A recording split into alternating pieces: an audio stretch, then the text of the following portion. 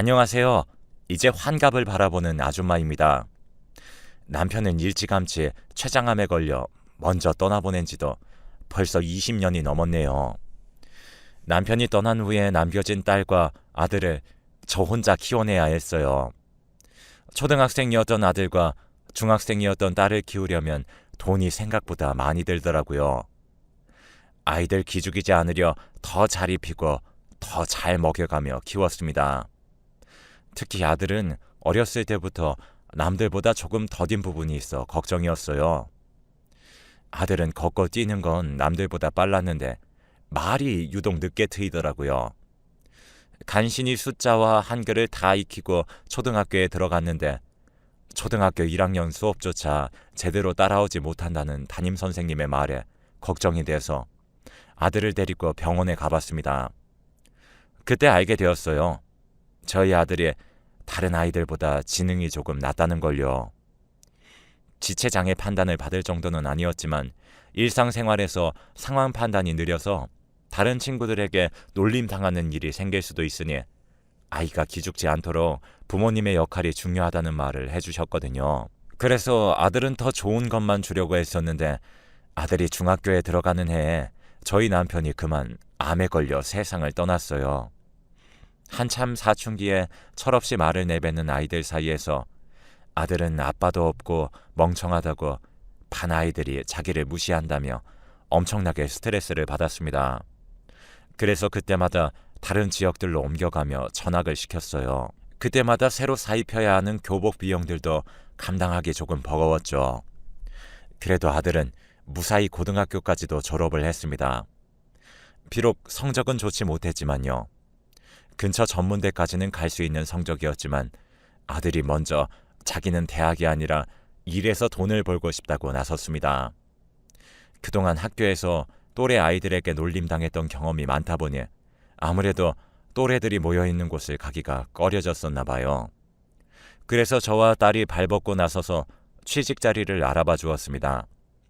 하지만 겨우 취직을 해도 아들은 2주도 제대로 채우지 못하고 그만뒀습니다. 아니, 해고당했다고 말하는 게 맞겠죠. 그럴 때마다 제가 회사로 달려가 뒤집어 놓고자 아들도 딸도 이제 그만하라면서 저를 말렸습니다. 아들은 처음과 달리 갈수록 더 시무룩해져 가는 걸 보니 마음이 아팠습니다. 그런 상황들을 몇 번을 반복하고 난 뒤에 아들은 결국 집에서 부업을 하게 되었어요. 이전과 달리 누가 옆에서 혼내지도 않고 단순히 조립을 하면 되는 거였으니 아들도 회사에 나갈 때보다 훨씬 더 마음이 편해 보였습니다.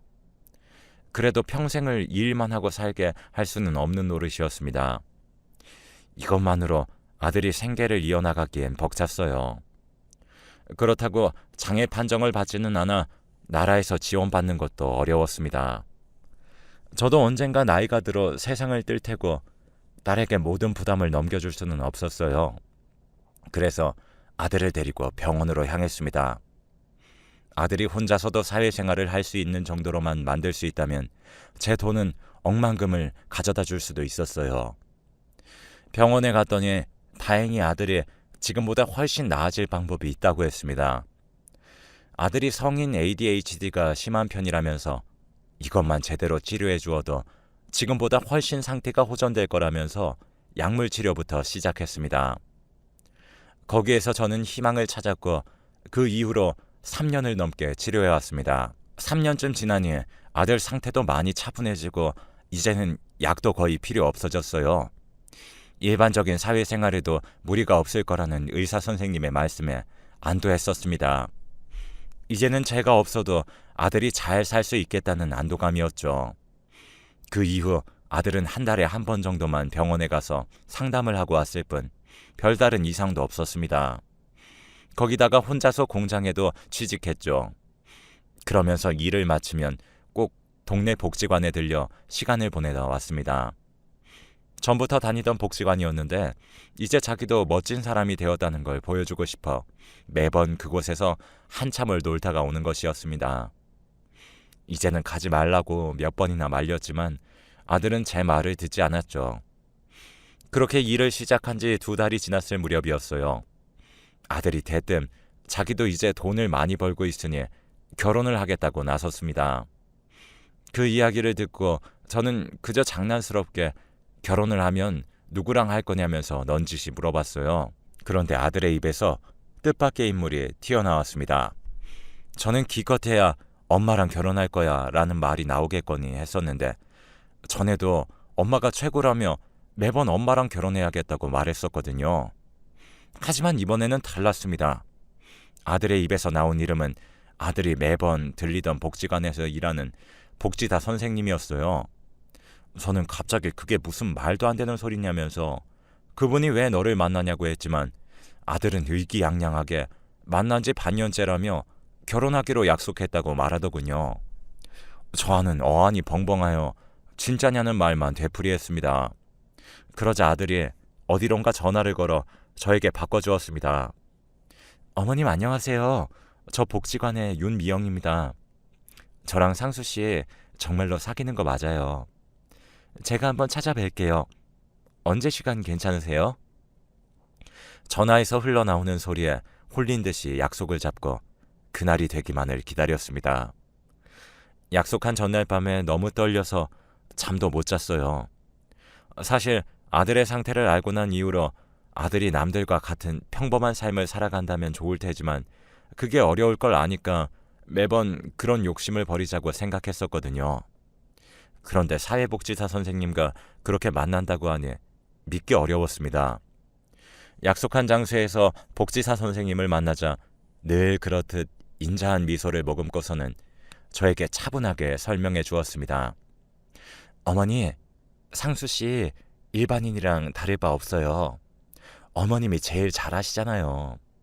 아니, 오히려 상수씨는 일반인보다 훨씬 좋은 사람이었으면 좋은 사람이지 결코 그 누구에게도 지지지 않는 사람이에요. 일하고 와서 자기도 힘들 텐데 꼭 복지관에 먹을 것을 챙겨와서 아이들에게 나눠주고 그러는 거 쉽지 않아요. 저는 그런 모습을 보고 상수 씨한테 반한 거예요. 저는 그래도 도무지 이해가 가지 않았습니다.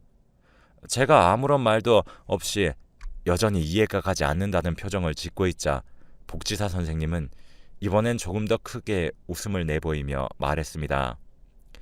사회복지사 하면 일은 많이 하는데 그만큼 돈도 못 모으고 이런저 좋아해 주는 것도 상수 씨가 처음이에요. 거기다 제 나이도 상수 씨보다 훨씬 많은걸요. 오히려 제가 상수 씨보다 부족한 면이 훨씬 더 많은 것 같은데요. 그러면서 상수와 둘이서 손을 꼭 붙잡고 있는 것을 보니 그제야 조금 믿을 수 있었습니다. 그래도 두 사람이야 좋으면 그만이라지만 며느리의 집에서 반대를 하지는 않을까 걱정이 돼 물어보았어요. 집에서는 결혼하려는 거 알고 계시나? 당연하죠. 어머님, 저희 어머니도 상수 씨 엄청 마음에 들어 하세요. 저번에 복지관에 갖다 주러 오셨다가 상수 씨랑 한번 만나셨거든요. 어떻게 일하고 와서 이렇게 할 수 있냐면서 엄청 대단하다고 하셨어요. 사돈도 그리 말했다고 하니 그제야 마음이 푹 놓였습니다. 어머님, 결혼식은 생략하고 혼인신고만 하고 나서 살고 싶어요. 혼인신고는 당장 내일이라도 하면 저희야 좋고요. 저희 집에서도 허락하셨어요. 그러면서 상수와 눈맞춤을 하고선 둘이서 씩 웃어 보였습니다. 상수는 조금 상기된 목소리로 그럼 내일 바로 혼인신고하러 가자며 신이 난 듯 복지사 선생님의 두 손을 잡고 흔들거렸습니다. 다음 날이 되자 상수와 복지사 선생님은 정말로 혼인신고서를 제출하고 왔습니다. 어머님, 이제 복지사 선생님 말고 며느리나 새아가로 불러주세요. 이제 진짜로 가족이니까요. 며느리의 말에 순식간에 몸이 하늘을 떠도는 듯한 해방감을 느꼈습니다. 그동안 아들 걱정이 이만저만이 아니니 제 몸보다도 제가 떠나고 나면 아들을 어찌해야 할지 막막해서 가슴이 턱하고 막혀있는 기분이었거든요. 이제는 걱정 없이 아들, 딸이 가정을 이뤄서 잘 사는 모습만 보면 된다 생각하니 절로 웃음이 피식피식 새어나왔습니다. 그런데 어머님, 제가 이번에 조금 떨어진 복지관으로 발령이 나서요. 상수 씨랑 저는 제가 모아놓은 돈이 있으니 따로 집을 구해서 나갈게요. 어머님 몸도 안 좋으신데 저희마저 멀리 가버려서 너무 죄송해요. 상수와 처음으로 멀리 떨어져야 한다는 불안한 마음과 동시에 며느리 돈으로 집까지 구해서 나간다고 하니 미안한 마음도 앞섰습니다. 이 집 전세금 빼서 너희 집 구하는데 보태줄 테니 조금만 기다려보렴. 나는 이제 혼자 살 테니 이것보다도 작은 집으로 이사가면 돼. 둘이서 살기에도 크다 생각했는데 이참에 이사도 해야겠구나. 제 말에 며느리는 한사코 그럴 필요가 없다면서 손사래를 쳤지만 제가 해줄 수 있는 게 이뿐이라 저도 물러서지 않고 결국엔 제 뜻대로 했습니다. 그리고 상수가 이사가는 날이 되자 한 번도 제 곁에서 떼어놓지 않았던 애를 멀리 보내려니 마음이 벌써부터 적적해져 왔습니다. 상수는 그저 신이 나서 제 아내 뒷공무니를 졸졸 쫓아다녔지만요. 그렇게 두 사람을 보내고 난 뒤에 이제 정말 신경 쓰지 않으려 했었습니다. 그런데 왜인지 상수와 연락이 잘 안 되더라고요. 아무래도 신경이 너무 쓰여 상수네 집으로 갔습니다. 요즘엔 아들네 집이라도 불쑥 찾아가는 건 예의가 아니라지만 매번 연락을 하면 며느리는 바쁘다는 핑계에 상수는 연락조차 제대로 받지 않으니 갑갑해서 가만히 있을 수가 없어 불쑥 찾아갔습니다. 버스를 타고 2시간 만에 도착한 집에 초인종을 눌렀지만 안에서는 아무런 인기척이 들리지 않았습니다. 두어 번 더 눌러보다 며느리에게 전화를 했습니다. 네, 어머님. 어쩐 일이세요? 내가 너희 집에 반찬 좀 갖다 주려고 왔는데 상수도 집에 없니? 어머, 상수 씨도 집에 없어요? 저도 잘 모르겠어요. 그럼 제가 지금 반차 쓰고 바로 갈 테니까 잠시만 기다려주세요. 다른 집 며느리들은 이렇게 찾아오면 경비실에 맡겨달라고 한다던데 반차까지 쓰고 달려오겠다고 하는 걸 보니 며느리가 참 착한 아이인데 제가 오해했나 싶어 오히려 미안해졌습니다. 아니야, 그럴 필요 없다. 내가 말도 안 하고 온 탓에 반차는 경비실에 맡기고 갈 테니 퇴근하고 가지고 올라가렴. 그러자 며느리는 너무 죄송하다면서 다음부터는 연락하고 와달라는 말을 전했습니다. 괜히 나이가 들수록 걱정만 많아져서 쓸데없는 짓을 한 건가 하고 경비실에 803호 부부가 오면 전해달라는 말과 함께 반찬을 건넸습니다. 그런데 경비 아저씨가 의문스럽다는 듯이 803호요? 라고 되물었습니다. 제가 그렇다고 고개를 끄덕이자 경비 아저씨는 다시 한번 확인하려는 듯 자신의 앞에 놓여진 종이들을 뒤적이며 말했습니다. 803호에는 사람 안 사는데요. 잘못 찾아오신 거 아니에요? 저는 놀라서 그게 무슨 말이냐며 분명히 여기가 맞다고 했습니다. 한 동짜리 아파트라서 동이 헷갈릴 리도 없었거든요. 그게 무슨 소리예요? 분명히 여기라고 아들이 주소도 보내줬는데 기다려보세요. 제가 전화해서 확인시켜 드릴게요. 다시 상수에게 전화를 걸었지만 상수는 여전히 전화를 받지 않았습니다. 그래서 며느리에게 전화를 해 상황을 설명하자 며느리는 눈에 띄게 당황하며 지금 가고 있다면서 잠시만 그곳에서 기다리라고 할 뿐이었습니다.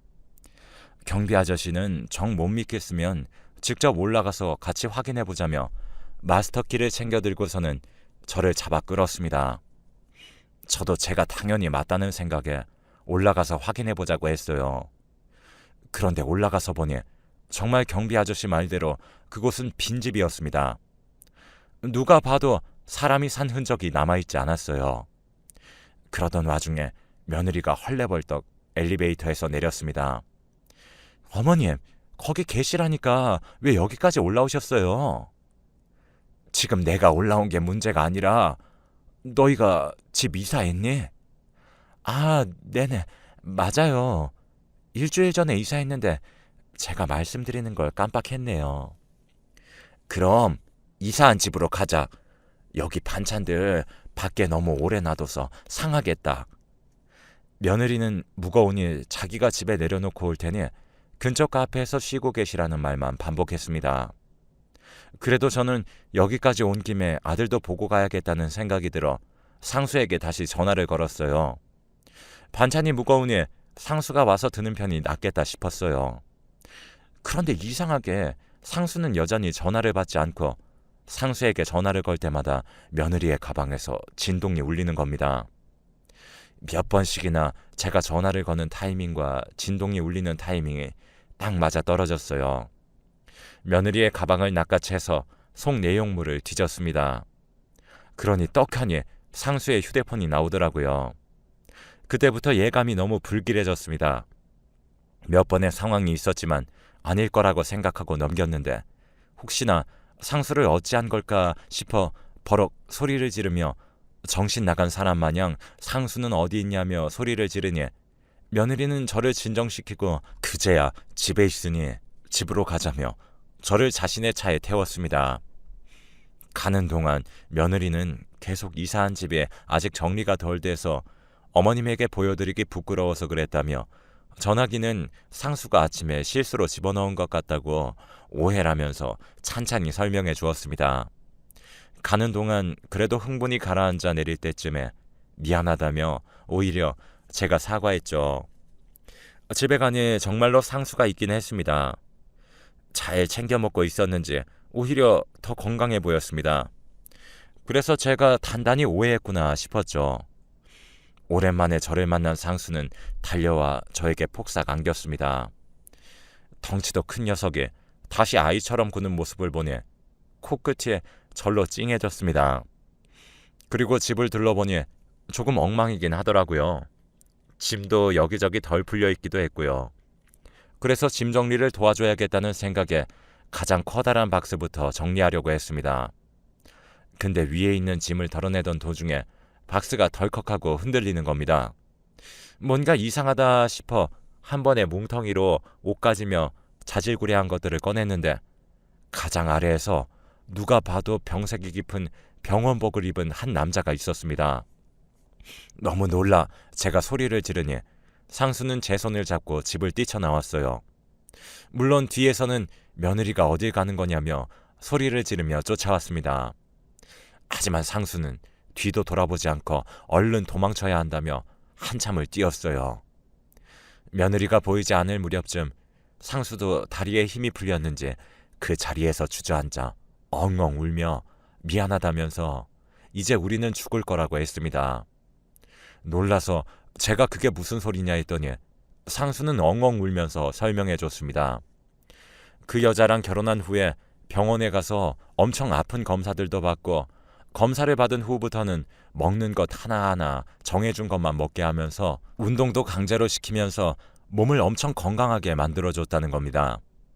그러면서 여자가 출근할 때 저에게 전화나 다른 사람들이랑 접촉도 못하게 전화기도 뺐고 안방에 자물쇠를 채우고 나갔다고 해요.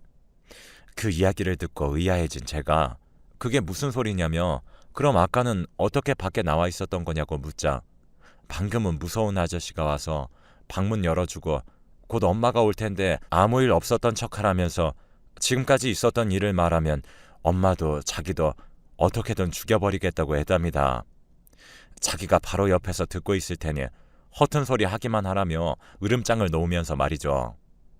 알고 보니 상수의 ADHD를 치료하기 위해 다녔던 병원의 전담 의사가 아까 그 남자의 사촌이었는데 자기 사촌이 간 이식이 필요한 상황이니 혈액형이 맞는 환자들에게 간 이식이 가능한지 검사를 한 겁니다.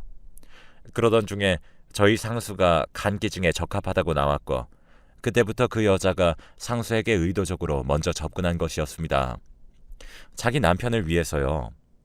일부러 남편과 서류상으로 이혼해놓고 상수에게 접근한 거였죠. 물론 상수가 복지관에 간 것도 그 남자의 사촌이라는 의사가 먼저 추천해줬다고 합니다. 그렇게 상수가 속아 넘어가 진짜로 혼인신고까지 하고선 간이식을 할 때까지 상수를 감시하고 있었던 거죠. 물론 중간에 상수가 이상함을 눈치채고 저에게 가겠다고 몇 번을 말했지만 협박했다고 해요. 심지어 다음 주에는 입원해서 간이식 수술도 얼마 후면 할 예정이었다고 합니다. 그 이야기를 듣고서 치가 떨려 당장 변호사를 선임하러 갔습니다. 변호사를 통해서 사기 결혼과 감금 그리고 협박죄까지 모두 묶어 신고했습니다. 그러자 변호사를 통해서 이야기를 해보자고 연락이 오더군요. 낯짝도 뻔뻔하게 저희 집까지 찾아와 문을 열어달라며 난동을 부렸습니다. 얘기 좀 해요. 간이식 조금 한다고 사람이 죽는 것도 아니고. 내가 해코지를 해서 뭘 했어? 건강하라고 음식도 좋은 걸로만 해줘. 운동도 시켜줘. 간이식 한다고 사람 안 죽어. 문 밖에서 들려오는 악다구니에 결국 문을 열어 제끼고 소금을 뿌려댔습니다. 물론 욕도 한 바가지로 쏟아부어줬죠. 그 여자는 뭐하는 짓이냐며 달려들려고 하길래 한바탕 몸싸움까지 벌였죠. 그 후 몰래 간이식 공여자 검사를 한 의사는 당연히 면허 취소를 당했고, 그 여자도 사기 결혼에 감금 협박 모두 묶어서 결국 징역살이를 하게 만들었습니다. 하지만 이 일의 발단인 남자는 몸이 아프다는 이유로 계속 병원에 있는다더군요. 아직도 그 생각만 하면 속이 뒤집어지고 화병이 날 것 같지만 그래도 상수가 무사히 돌아와서 천만다행이라는 생각을 해요. 그 이후로 상수는 트라우마 때문에 이전에 하던 부업조차 제대로 하지 못했어요. 특히 방 안에 들어가서 문이 닫히는 걸 극도로 싫어했습니다. 그 일이 있고 난 직후에는 제가 조금이라도 눈에 보이지 않으면 극도로 흥분하면서 저를 찾아다녔었는데, 병원을 다니면서 조금씩 극복해 이제 겨우 그 일이 있기 전처럼 사네요. 그런데 저도 나이를 먹을 만큼 먹었고 상수를 돌봐주는 건 한계가 있는데, 제가 떠나고 나면 상수는 어찌해야 할지 걱정이 앞섭니다.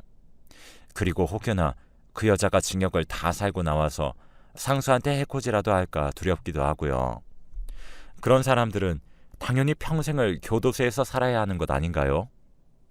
이제 앞으로 어떻게 해야 할지 너무 막막하네요. 가해자들은 발 뻗고 자고 피해자들이 더 움츠러들어 있다는 현실이 너무 갑갑합니다. 그래도 저밖에 모르는 상수를 위해서라도 힘을 내야겠죠. 여러분들도 아무리 힘든 일이 있어도 포기하지 마시고 이겨내시길 바랄게요.